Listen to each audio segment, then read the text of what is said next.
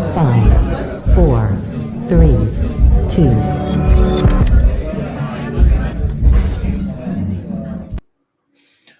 What's going on, folks? Happy Thursday to you. Good evening, good evening, good evening. Welcome to the Pro Fan Talk. My name is Marcus Thomas. Thank you for joining me. And it is another day, another dollar, another week. Hopefully, y'all ain't choking with all of the smoke. I know some people talk about you don't want that smoke, but somebody took it a little bit too literally up there in Canada. In the Philadelphia area, I don't know, some places in New York, it was crazy. Absolutely crazy. So let me take these off real quick. But I hope everybody's doing well. Another crazy week in the news cycle. Eagles talk, basketball talk, golf talk, all kind of stuff going on, man. Sport my new Eagles hat that my wife got me. Thank you, babe. I love you. I appreciate you. Love the new swag. Bald heads can rock it like this. You know what I'm saying? Hey, Mom. Sean, as always, in the house, the one above all. I appreciate you. I got 3 out the limo already. That's what's up. 13. If you are listening, if you are on Facebook, if you on Twitter, wherever you are, make sure that you hit that like button, hit that little thumbs up down there so we can keep it going. I see my grandson up in Canada, and I ain't want to say nothing, but he's probably the reason why all this smoke is coming down from Canada. And they ain't start smoking until he got up there. So, blaming it on you, man. Blaming it on you. But what's good, man? We got a lot of good stuff going on. Just a lot of news. The funny thing, though, is I must say that I forgot to get my I have not watched a lick. I can't say that. Let me take that back. I haven't watched much of the finals, of the NBA finals. I saw game 2 that the Heat won. But other than that, I haven't seen much of anything. Jake, what's going on, my brother? I appreciate it. A lot of people got that mixed up. That was posted. EKU Sports posted that on Twitter. And then they got forwarded, and then I copied it on mine. But what a lot of people saw was just the way that it was laid out. And you know how it is when you posted something with the aspect ratio. It got cut off. It said College Football Hall of Fame, and underneath that it said ballot. But for a lot of people, the ballot was cut off. So I got a lot of congratulations thinking that I had gotten in, but not as of yet. But I appreciate the love. As I say, it is always an honor just to be in that number, just to be considered. So I appreciate it, and I am thankful for it. All my coaches back at Eastern Kentucky, Coach Kidd, Coach T, Coach Tenera, Coach Woolham, Coach Ison, Coach Blankenship, rest in peace. A lot of guys, man. Eastern Kentucky, love my time as a colonel. EKU, go Big E. EKU football in the house. So, but one of the things that I wanted to start out with, and this was heavy in the news, still is in the news, right? Let me pose this question to you. What would you do? Let's say you're working on your job and you have an opportunity to do some stuff on the side. Hey, Pop, you have an opportunity to do some stuff on the side. And your job tells you, if you do stuff on the side, you cannot work for me no more. So you don't want to cause no trouble. You don't take the side gig. You keep your job, but the side gig blows up exponentially. Would you or would you not be pissed at the people at your job? And really pissed at yourself for not taking advantage of that opportunity. That is what happened with the Live Golf Tour. I saw the news 2 days ago where they announced the merger. They hadn't even told the players yet. All the players found out on social media and the internet about broke. Because golf really wasn't in the news like that. Golf was not trending at all. Besides the big names, besides Tiger Woods, Rory McIlroy, and some others that I'm sure people that watch golf. I used to be a golf player, not as much anymore because I just don't have time for it. But I was following golf. But golf has never had the numbers it had when Tiger was in his prime, not before or since. And Tiger can't stay healthy, so he's not, even now on the backside of his career, if he's in a tournament, their numbers go up. And when everybody started jumping ship going to this LIV tour, it was a lot of nasty talking. A lot of nasty talking coming from the PGA Tour, ripping these dudes for going to play in the LIV tour. Phil Mickelson was probably the ringleader because I think he was the first one to jump ship. But he's got his own issues, with the gambling stuff and all that kind of stuff. But he had an opportunity to make a lot of money.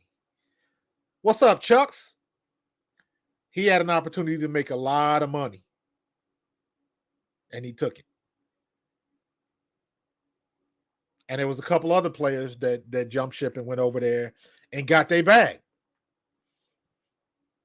And I ain't mad at him. Not mad at him. But real quick, let me look. Hold on real quick. Let me pause. Let's see. My mom, Sean, my dad, Chris, Chuck. You make 5, bro. One above all. Yeah, that's 1, 2, 3, 4, 5, 6. Yep, Chuck, you make 6, man. So I'm past my first 5 out the limo. So let me do this real quick, as usual. Because we're trying to stay on program. Where we go? Did I lose it? There we go. And where's my banner?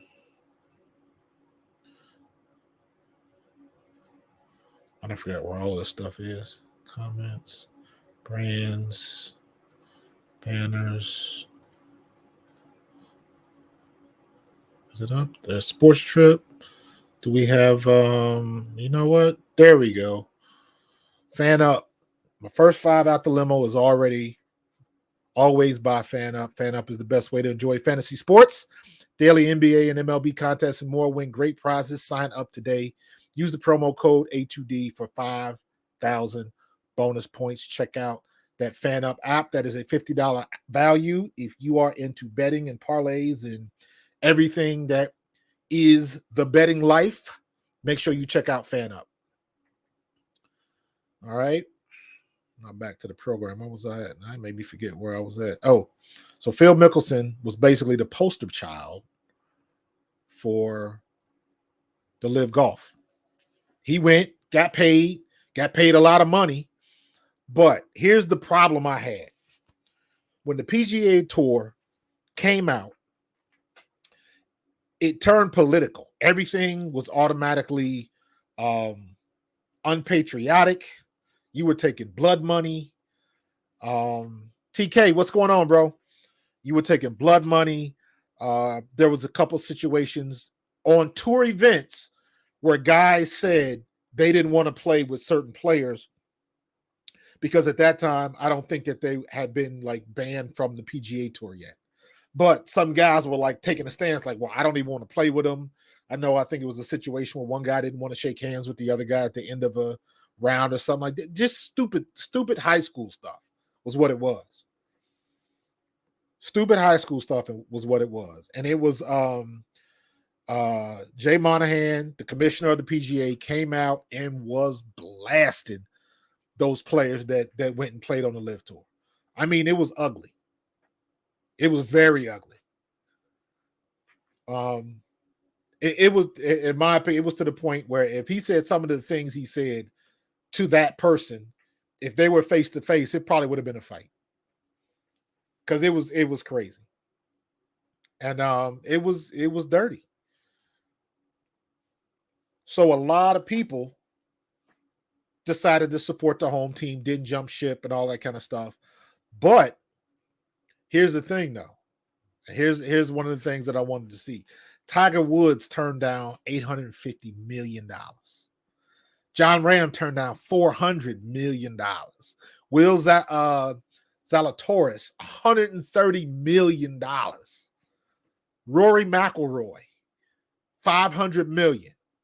Ricky Fowler, Justin Rose, Cameron Young, Matt Fitzpatrick, and a whole bunch of other golfers probably turned down big offers as well. Their offers were not undisclosed, but at that time, that Saudi tour was throwing money around like it wasn't funny.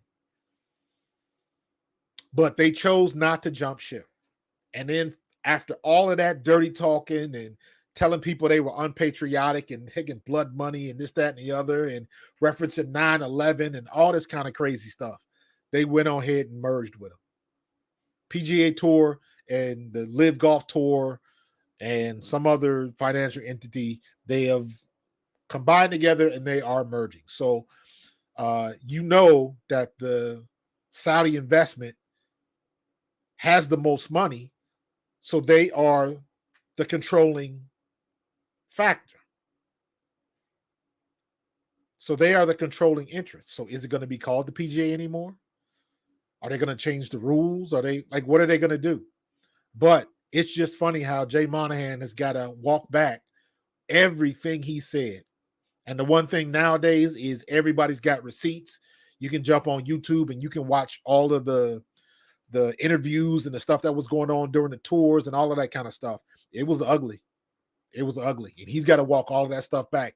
And he looks like an idiot because it's a lot of people that lost a lot of money. And this guy, what is his name? Chamble, I forget what his name is. I had it. Chamblee. He's a commentator on the golf. I think it's Golf Network. And he said this on the air. As far as I know, it never happened. An athlete has been kicked out of their Hall of Fame. He was insinuating that because Greg Norman and Mickelson were playing on the Live Tour, that they should be kicked out of the Golf Hall of Fame. And then, of course, after the merger, Brooks Koepka sent this tweet, make a welfare check on him, Chamblee, because they went in on people who joined the Live, and it was dirty. They did him dirty, and they talked about him and wanted to kick him off the tour. They were pulling tour cards. It was the worst. It was, if handling a situation bad is in the dictionary, it's going to be the PGA Tour logo. That's what it's going to be. That's how bad Jay Monahan screwed this up. And for him to have to backpedal, and all of those guys that turned down that money,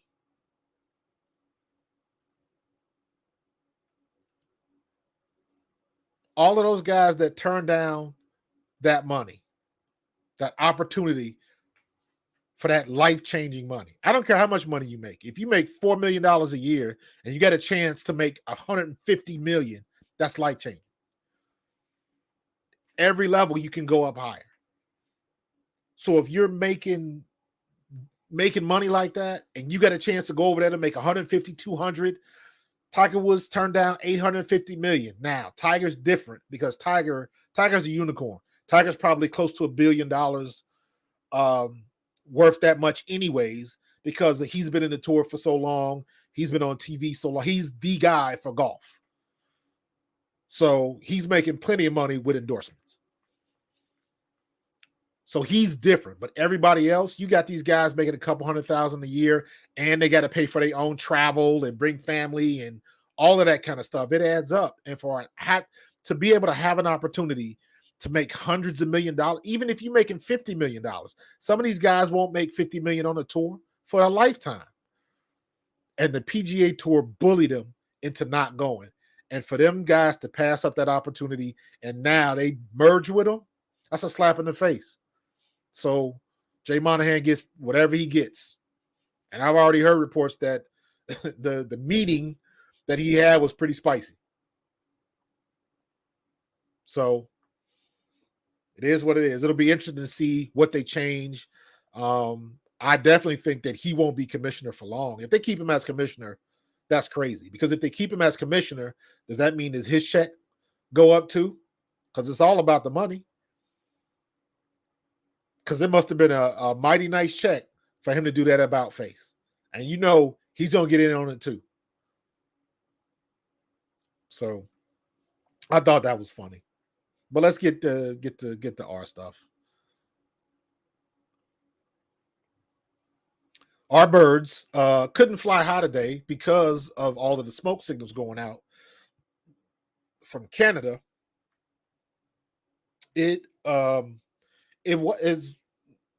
not bad. I'm about 20 minutes away from the bridge, and it's not as bad today as it was yesterday. And I think I've heard a lot of reports that said it's clearing up a little bit, so that's cool. But everybody practice inside. They were in the bubble today. If you got respiratory issues, stay in the house. I talked to a friend of mine on my job, and she said that her son, they canceled their T-ball games and their tournaments this weekend because the air quality was so bad. So it's bad in a lot of places. I don't know if you guys have seen anything from New York. New York looks like a scene out of Blade Runner. If you've ever seen Blade Runner and you got that one scene where it shows the desert landscape and it's basically orange. That's what New York looked like. Some people were taking pictures and they couldn't see the bridge. It was crazy. It was crazy. But the Eagles took it inside. Got a lot of work done. Today was the last day of OTAs, and I'm so glad. So now we can look forward to going to real camp, and everybody can stop gushing over 8 OTAs. OTAs are just practice, man. Just practice. So I don't want to hear no more reports about Jalen Hurts throwing bombs and dropping dimes and all of that kind of stuff, because that's just overhype. Overhype for practice. OTAs is for the young fellas to get used to what's going on, get used to a schedule, get used to the coaches, get acclimated to what's going to happen when they come to camp. That's what OTAs are for. You're not really going to see anything. So all of these clips from doing drills against bags and stuff like that, I'll say it again. In the immortal words of Bruce Lee, boards don't hit back. So while the one good thing you can see from the OTAs is when you can look at certain players and see what they look. If Jordan Davis would have been out of shape, you can see it. But just the opposite. Jordan Davis came in a lot slimmer, a lot quicker off the ball. So that's something you can look forward to. Those are the things that you can see and recognize while you're at OTAs. See which people reported in shape. Because even at that level, you are going to have some people that report out of shape. So that's a good sign. And it looks like those guys, all them guys from Georgia, they come into play. They come into play. So I'm interested and I'm ready for camp to get started. Don't want to rush the summer too fast, but we still got some moves to make. Howie's going to do some more things. I know everybody's still looking at D-Hop and trying to see what's going to happen with that, but we'll wait to see. Now here's the funny thing, and I keep seeing this. I keep seeing this. Let me turn off this banner. Turn that off. I had a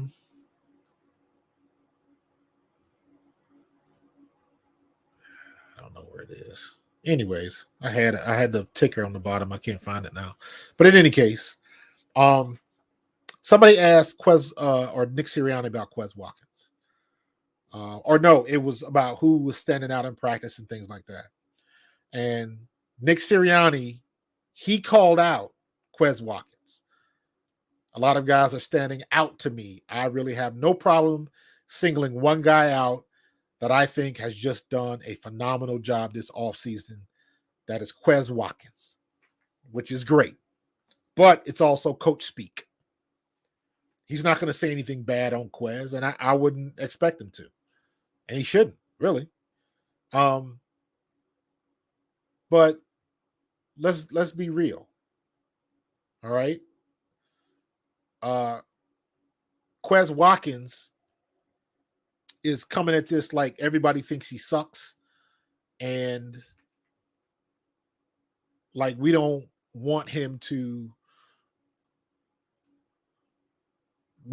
shine. And I don't understand. Well, no, I do understand where he gets that from, but that is not the case. This is a prime example of the difference, like back when I played, like in the 90s, and the way things are now, because obviously we didn't have social media. So if you sucked or you had a bad game, you just had to play through it, period. The only people you had to worry about were those beat writers and those newspaper reporters that came in your locker room. So there's something to be said if somebody says something bad about you and you can look them in the eye. There's something to be said with that. So if somebody wrote something bad about you back in the day, the truth of the matter was, if you were screwing up, if you weren't playing up to your potential, or you were just playing bad, you had no recourse. You had no recourse. But the flip side of that is those people had to look you in the eye and say it. There's always that famous bite with Bobby Bonilla. I believe he was with the Mets. And I don't think he was happy. I think he was in a slump. Something was going on. And some reporter said something to him, and he stood up and got in like he wanted to challenge the guy for a fight. But if you're sucking, you got to own up to it. And you just got to play your way out of it.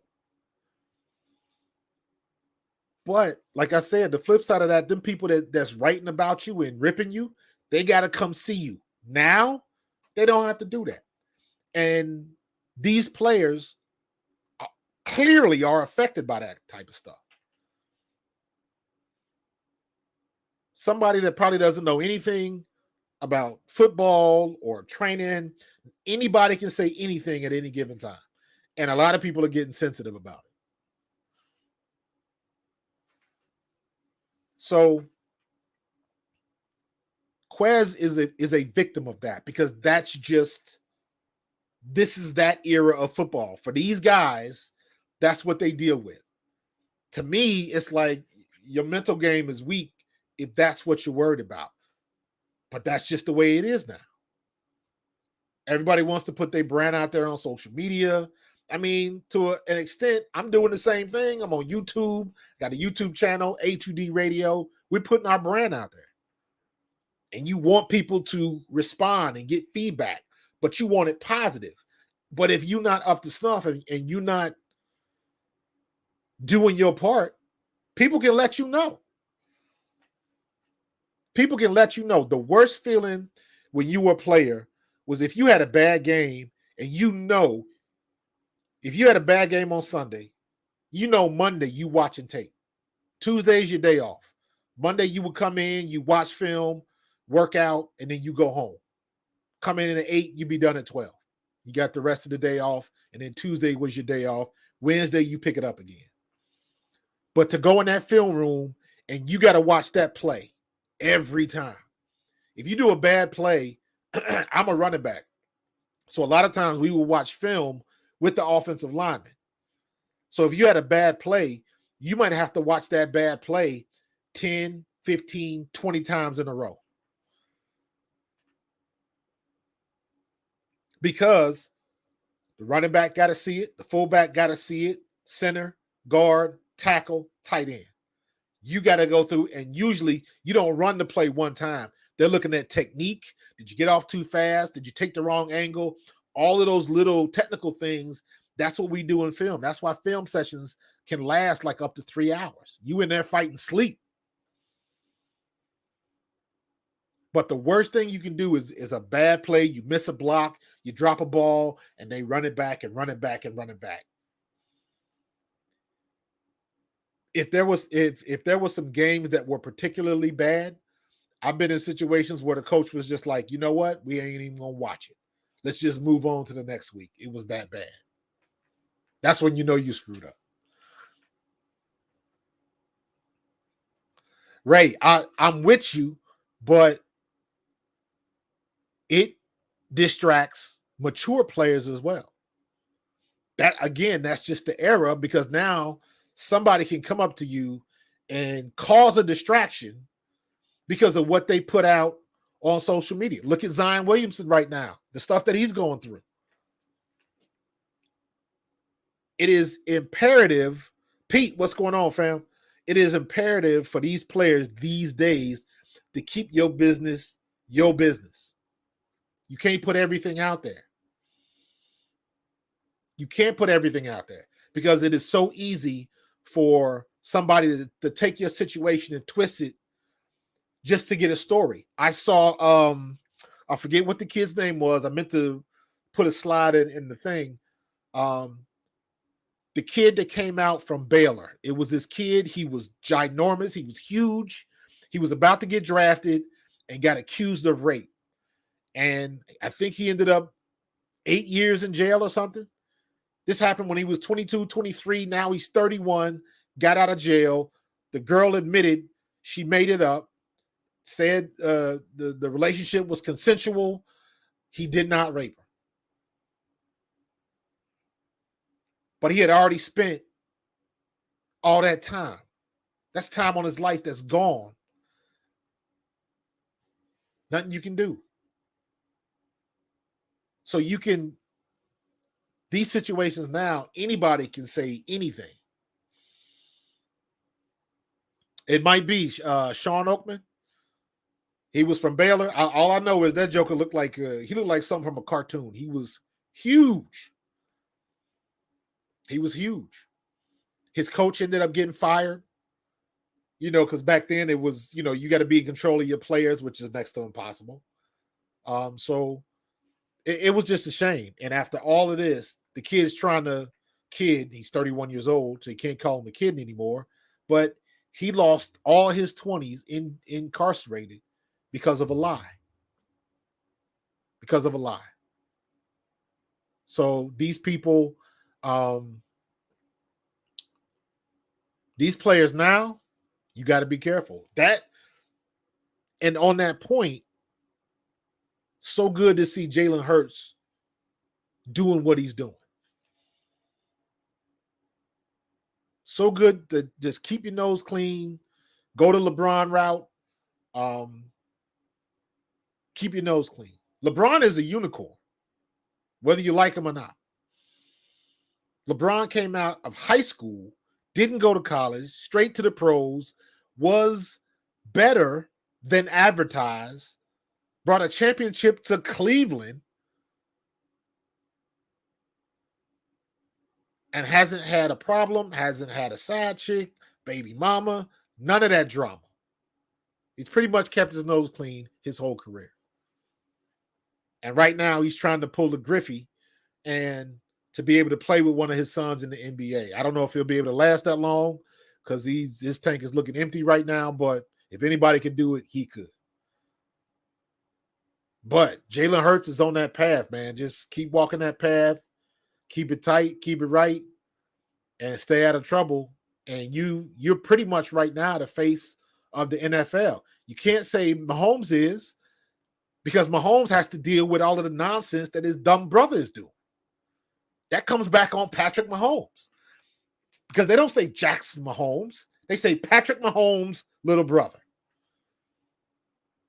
When his wife was doing all that nonsense, pouring champagne and all that kind of stuff from the box, they didn't say whatever her name is. They said Patrick Mahomes' wife. Everything comes back to him. Everything comes back to the player.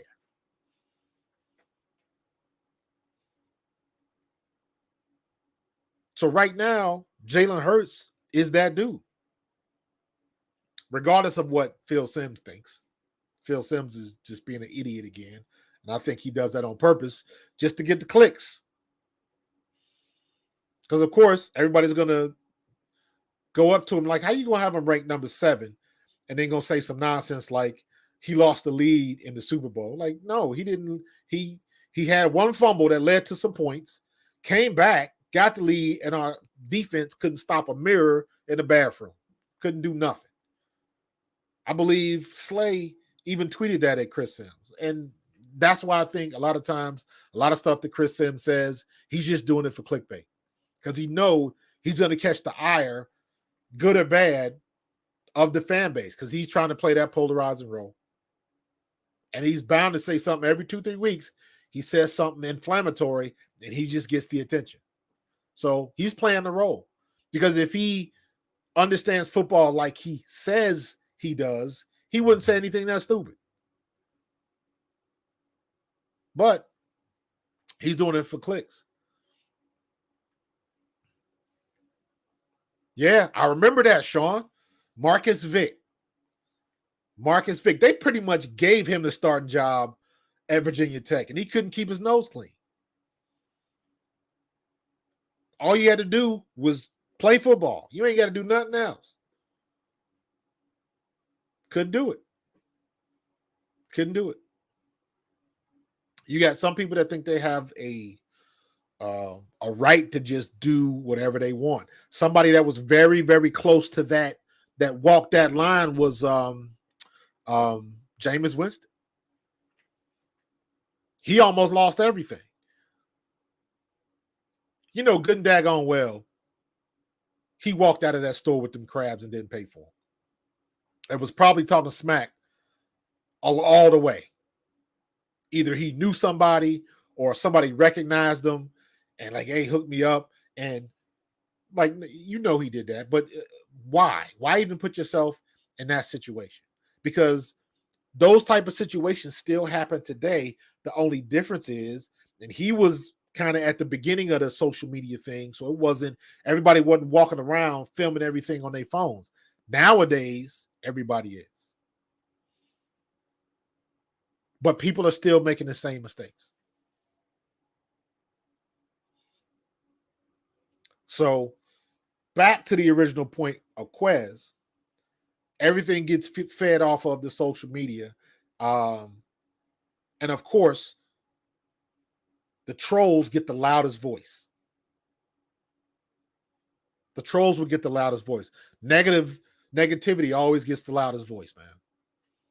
Never fails. Social media, you do something good, they'll talk about it for 5 minutes. You screw up, they'll talk about it for 5 weeks. Throw himself, how team build, blah, blah, blah, blah, blah. Jacob, I'm not going to argue with you, bro. The defense, I do think, will be better than last year, but it all depends on how we move those pieces. I think our Georgia collective is real. I think those boys are going to come play. I will keep pounding this home.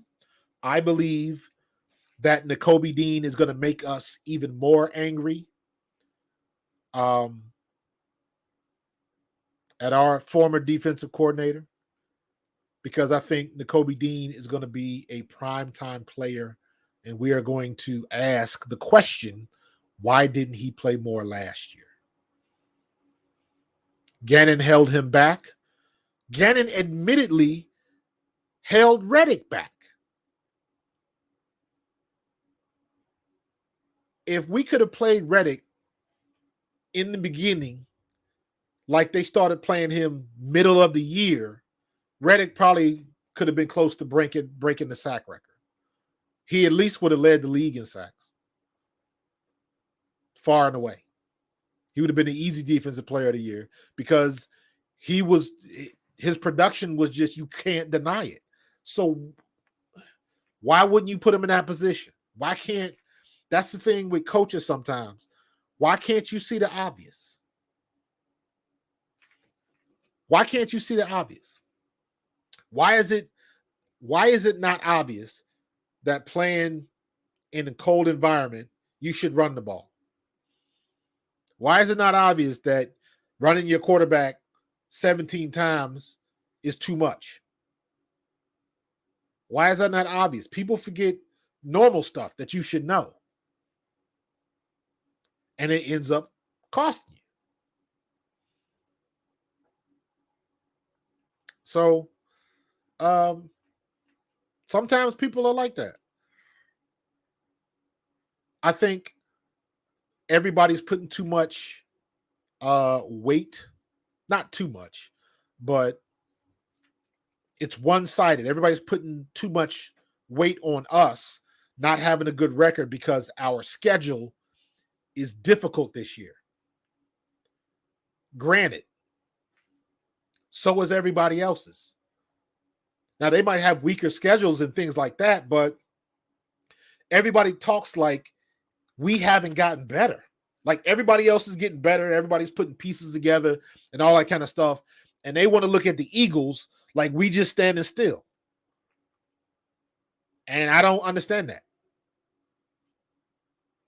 And to me, that goes into a lot of the Philly bias, a lot of the Philadelphia hate, all of that kind of stuff. Because some of the stuff that these media heads say, it doesn't make sense. Yes, our schedule is a little bit more difficult, but we got better. We got more pieces on the board. We got a quarterback that has even more experience now. I said this last year. I expected Jalen Hurts to be good, not great.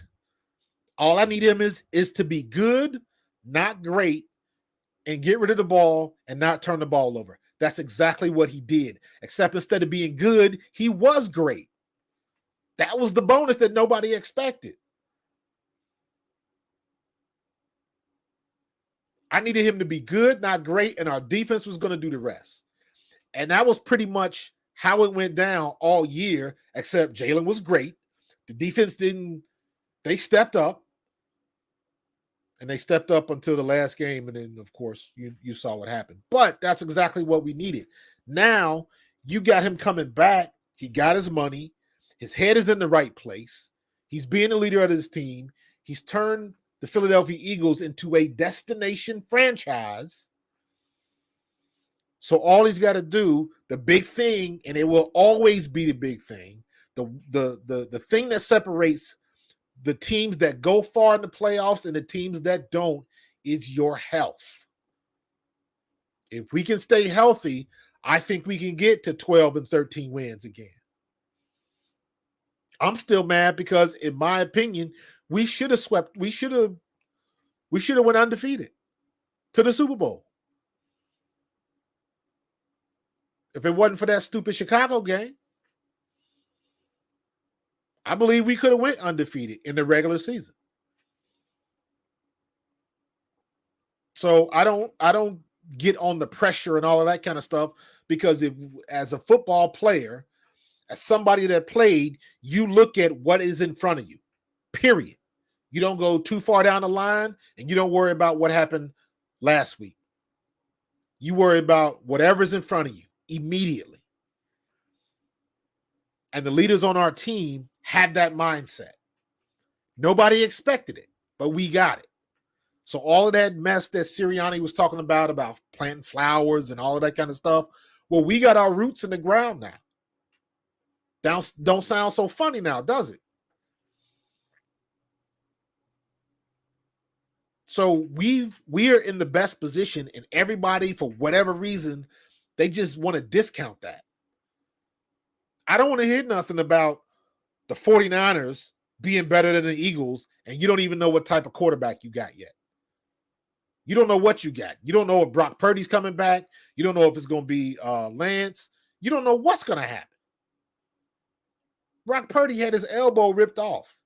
And I've said this before, when Brock Purdy steps in the game, if he's not ready mentally, he's not going to be effective. Because every time a rush comes, he's going to be favoring that elbow, because rest assured, defenses are coming to test that elbow. And now they talking, I saw the quote from Kittles saying that, hey, I can't lie to y'all, Trey Lance is looking pretty good. Yeah, the kid wasn't garbage. There was a reason why they picked him when they picked him. What's up, Rob? You sneaking in here? 7:40. You late. So, Sean, that's a good point, bro. Great point. Great point.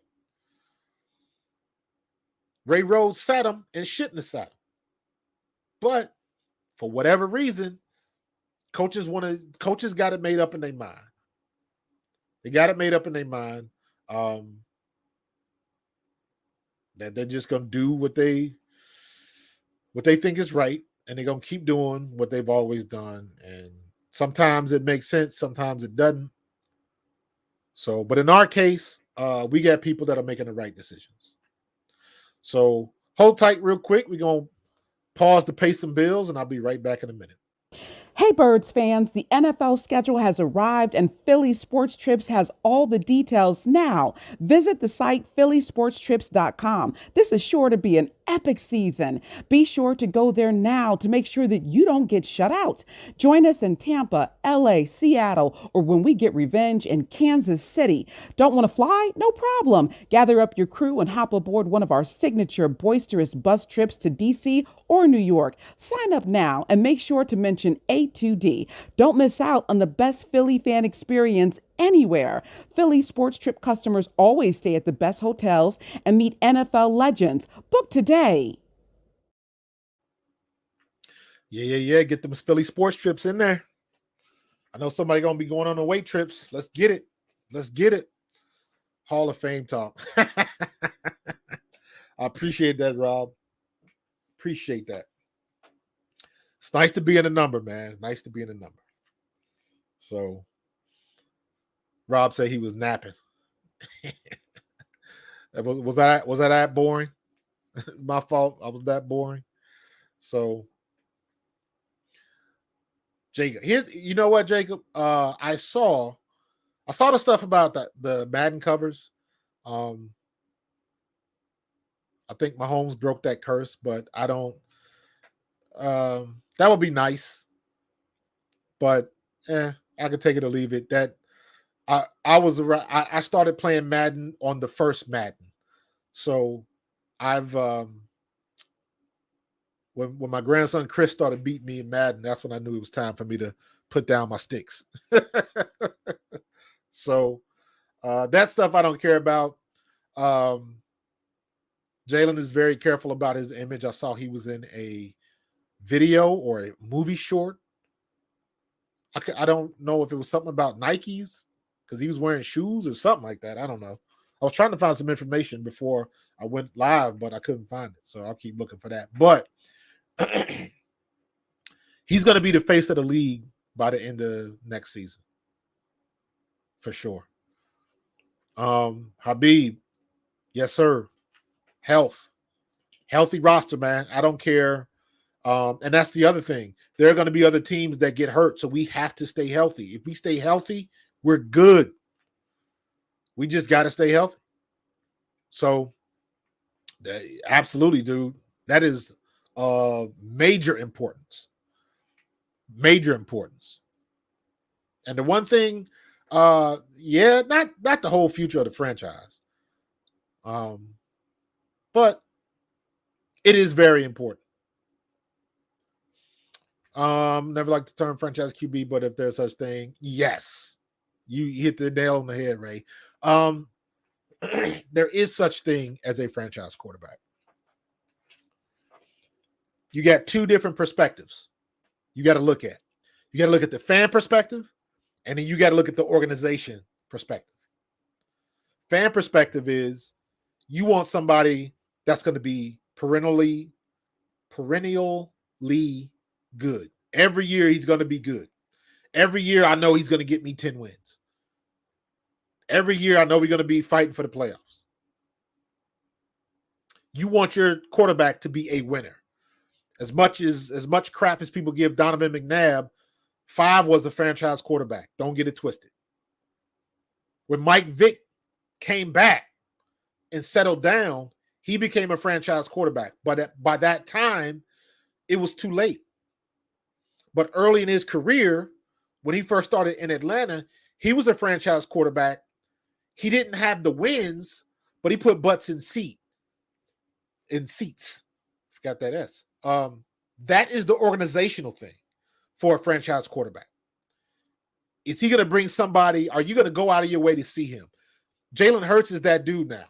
Whenever Jalen Hurts plays, the Eagles, they're going to sell out tickets. They're going to sell out stadiums because Jalen Hurts is coming to town. I want to see that game. So, in my opinion, he's on that same level as Joe Burrow, Patrick Mahomes, Lamar Jackson. He's on that same level. Now, you can argue who's better and who's worse. That's not what I'm talking about. What I'm talking about is if Jalen Hurts comes to town, I want a ticket. If Lamar Jackson comes to town, I want a ticket. If Patrick Mahomes comes to town, I want a ticket. Josh Allen comes to town. I want to go see him. Joe Cool comes to town. I want to go see him. Joey Burrow. I want to go see him. Those are the guys that put butts in seats. Organizationally, that is a franchise quarterback. He's going to get some wins every now and then. And on top of that, if you get somebody that can do that and be that good, because they kind of support each other, you got to be good first. If you winning, everybody's going to come. Everybody's going to come. But because you got somebody like Jalen Hurts, Patrick Mahomes, Joey Burrow, Josh, because you got that face, now the Eagles merchandise is selling and the Chiefs merchandise is selling. And now the business aspect of it gets rolling. Now, everywhere Jalen Hurts goes turns to gold now. Excuse me. Everywhere he goes, it's going to turn to gold. So, it's we got that guy. And I don't know how he saw, when he saw it, what he realized, what conversation that was had. I don't know. Don't care. He gets paid to do that. And he hit a home run with that because let's all remember he caught hell when he made that pick because nobody expected it. And when the news came out, was it last week or this week, when they were talking about that they had basically had a deal done for Russell Wilson, and Russell Wilson nixed the deal. And I was one that would say, I would love to see Russell Wilson in Philly and Jalen Hurts can learn behind Russell Wilson. I remember saying that. Russell Wilson would come in, he would play for about 2-3 years, and Jalen Hurts could learn watching. That was out for me. I was like, that's the perfect scenario. And Russell Wilson nixed the deal. He didn't want to come to Philly. He didn't want that smoke. Because if he'd have been in Philly and he played like he played in Denver, oh my God. People in Denver are nice. Don't get it mixed up. If he'd have played like that in Philly, Lord have mercy. They would have been all in his grill. All in his grill. So we are in such a good spot. And sometimes I don't think we realize it from the fandom and Jalen Hurts going to the Super Bowl. But even saying that, man, like I don't think people around the league really appreciate what this kid has done. Because it doesn't happen. Hasn't happened since you got Mahomes, Burrow, and Jalen Hurts. Those are the top 3 quarterbacks. I don't care what anybody say. And I put Mahomes, not Mahomes. I put Mahomes as number 1, obviously. Burrow and Jalen Hurts are number 2. And the reason I say that is because they both have been balling out for their teams, the teams they got drafted for, and they both been to Super Bowls. Both lost, but at least they've been there. I don't think people can understand how difficult it is to get to a Super Bowl. And when you got all these guys that are ring chasing, Habib, I like Herbert, but I don't put Herbert on that level. You got to get to the finals, get to your conference finals, and do what you got to do. So maybe. But yeah, he's definitely in the top 3. And he's going to get better. Mahomes, like sometimes, like when we talking quarterbacks, I try to tell people, take Mahomes off the list. Just leave him out there. He's by himself right now. The things that Patrick Mahomes is doing and how in tune he is to everybody else on his team is Patrick Mahomes is on like some Jedi level type stuff. Like, so put him to the side because he's in a class by himself right now. Maybe Jalen can get to that point. Maybe Burrow can get to that point. Maybe Josh Allen. Josh Allen turns the ball over a lot, though. Jalen Hurts doesn't. So there's differences, and you can pick, and, you know, Joey Burrow is a better thrower and this, that, and everybody wants to be better at this, better than that. Because when it comes down to it, everybody just wants to go and nitpick on what they don't like about your guy. So at the end of the day, as a player, does my guy win? Only thing that matters. I don't care about the arc on his ball. I don't care about his velocity and his spin rate. And I don't care how good is anticipation. Does he win? That's all that matters. Habib, yeah, he's the MJ of football right now. Absolutely. Or Steph. I would say Steph Curry because technically Brady would be the MJ of football. I'm not rooting against Mahomes. I like Mahomes because I like anybody, especially me coming from a smaller school. I like anybody that nobody expected. I like when I remember when the Eagles drafted Brian Westbrook out of Nova. And I remember, I can't remember if it was Howard Eskin or Missinelli. And literally on the radio, I believe it was Missinelli, he said they drafted the kid from Villanova. They threw him a bone. And I was like, that is so disrespectful. Because they don't know the type of work that he puts in and all of that kind of stuff. And it just goes to show that even with somebody like Westbrook or in my situation, or you look at Cavante Turpin, or you look at all of these guys that are undrafted or from small schools, and it only because they went to a small school or a different program, you just don't get that love. There's more players that come from big schools than smaller schools. And what about everybody that doesn't work out that comes from the big schools? What about everybody that didn't work out that came from Tennessee or Oklahoma or Texas or Notre Dame or Michigan State or Michigan or Ohio State? There's a ton of players that come from those schools and it doesn't work out. They just don't talk about it. So anybody that comes from a small school, that's why, let me be honest with you, that's why I don't hate Tony Romo. Because I remember when Tony Romo got the job, nobody wanted him in that situation. He was from Northern Illinois, I think. But somebody from his school doesn't start for the Cowboys. That's why I like Tony Romo. I don't like the Cowboys, but I have respect for Tony Romo because he did it at a small school and nobody thought he was going to do what he did. Nobody thought he was going to start for the Cowboys for 9 years? Whatever it was. So I always got love for players that they're just not on the radar. And all of a sudden, like, where did he come from? Well, somebody wasn't paying attention.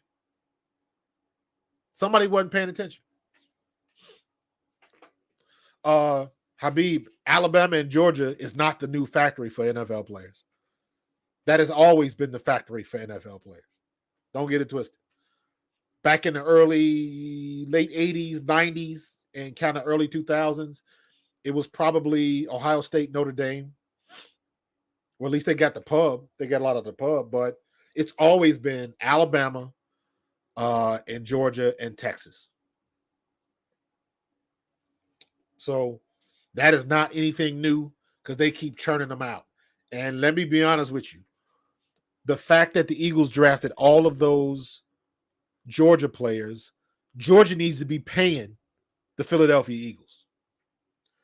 Georgia football, University of Georgia, UGA, should be paying the Philadelphia Eagles because we just gave the University of Georgia football program the biggest endorsement ever. Yep. Miami was in there, and they're absolutely right. Miami and Florida State, absolutely. Florida State, Miami used to be the deal, and it still is to a degree, but they just kind of fall into the hard times. They don't get that. They don't have that cachet like they used to have. Back when Prime was there at Florida State, University of Miami, Sapp was down there, and all them. Miami was just dangerous. Miami was dangerous. Miami was 90s in 2000. Absolutely. Because I remember when I was in college, I graduated in 93. So I was at EKU from 88 to 93. And the majority of our players were from Georgia and Florida. And I remember everybody that was from Florida, that you were either a U fan or you were a Seminole fan. You either throwing up the U, or every game you heard that. It was crazy. And you couldn't just, they had so many athletes coming out of there because it was nothing but speed down there, size and speed. And most of them players that played at Oklahoma and Alabama and Texas and Notre Dame and Michigan and Ohio State, a lot of those players came from Florida, right down there, Dade County, Broward County, down at the bottom. So, no more drafting from Slippery Rock. Listen, man, nowadays, you got to do your homework. You got to do your homework because it's a lot of good athletes just slipping through the cracks.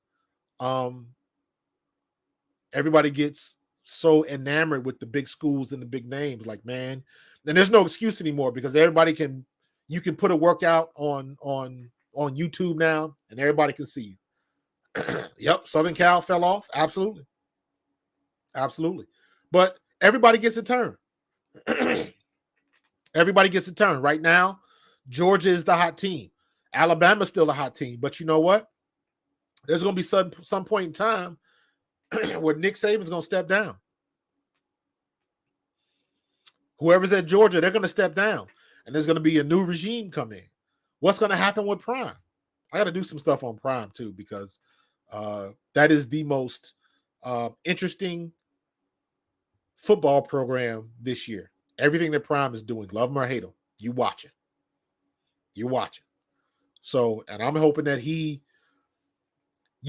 Prime, you got to get at least 6 wins, bro.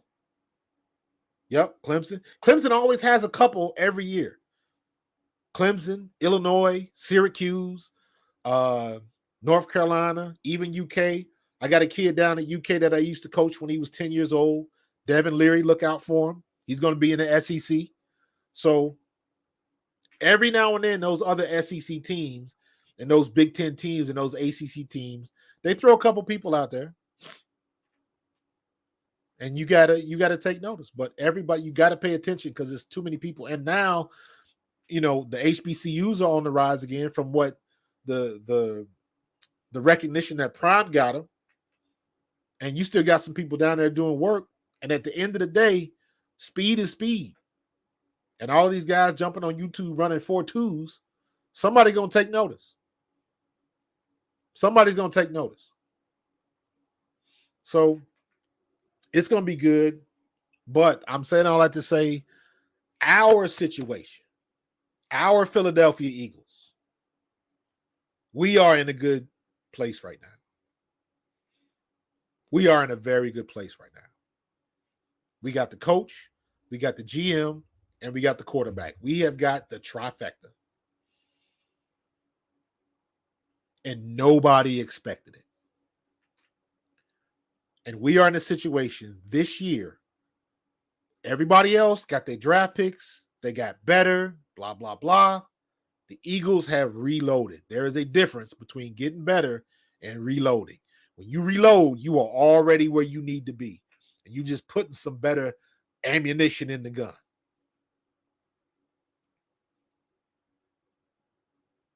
So you go from birdshot to buckshot. So we're going to do some damage this year. And Jalen Hurts stays healthy. He's going to continue his ascension and continue to prove people like, Chris Sims wrong. He seems to be the only one that has this train of thought, and maybe a couple people from San Francisco and Dallas. But our defensive, our defensive line is going to be tight. So we're ready to rock and roll. We're ready to do some damage. Sean Desai, you better have your stuff together, bro. Better have your stuff together. So I'm going to get up out of here, man. I appreciate y'all joining me. Invite a friend next week. I got to get these numbers up. So we're going to do some things different. So I'm trying to grow. So if you got some ideas, send me some feedback. Check me out on my YouTube channel, Pro Fan Talk. You can find me there. But definitely come back next Thursday, same time, same place, on the mothership, A2D Radio. Be there. I'm going to see y'all next week. Peace. Have a good one.